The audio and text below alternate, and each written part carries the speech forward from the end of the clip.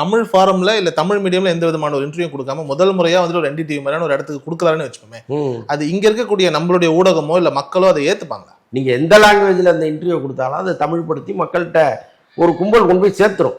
அது வந்து ஆர்வத்தின் காரணமா செய்யறாங்களா அல்லது பாருங்க இன்னெல்லாம் பேசியிருக்காரு இது சரியா அப்படின்னு கொண்டு போய் சேர்க்கிறாங்களா தெரியாது. ஆக மொத்தம் கொண்டு போய் மக்கள்கிட்ட சேர்த்துருவாங்க. இந்த நம்பிக்கையில தான் அவங்க ஆங்கில ஊடகங்களுக்கு தொடர்ந்து பேட்டி கொடுக்குறாங்க. அஜித் ஆகட்டும், விஜய் ஆகட்டும், இன்னும் பல பெரிய மனிதர்கள் நேரடியா ஆங்கில ஊடகத்தை தான் அணுகிறாங்க. இன்னொன்று இங்க இருக்கிற ஊடகவியலாளர்களுக்கு ஒரு சின்ன சிக்கல் இருக்கு. என்னன்னா அவங்க வந்து ரொம்ப பர்சனலா போய் அந்த எல்லையை தாண்டி கேள்வி கேட்க ஆரம்பிச்சிடுறாங்க. இன்னொன்று நான் உன்னை எப்படி மடக்கிறேன் பத்தியா அப்படிங்கிற ஒரு உணர்வோடையே போய் உட்கார்றாங்க. அதையும் வந்து பெரும்பாலான அரசியல்வாதிகள் விரும்புறதில்லை. கருணாநிதி எல்லாம் அப்படி கேட்கலையா, அப்படிப்பட்டது தானே NDTVன்னு நீங்க கேட்கலாம். ஆனால் இவரை பொறுத்தளவுக்கு ஒருத்தர் வரும்பொழுதே சொல்லிடுறாரு, என்கிட்ட இவ்வளவுதான், நீங்க இதை தாண்டி வந்து என்ன கிடுக்கி பிடி போடணும்னு நினைச்சீங்கன்னா வராதிங்க அப்படிங்கிறத ஒரு தெளிவா சொல்லிடுறாரு.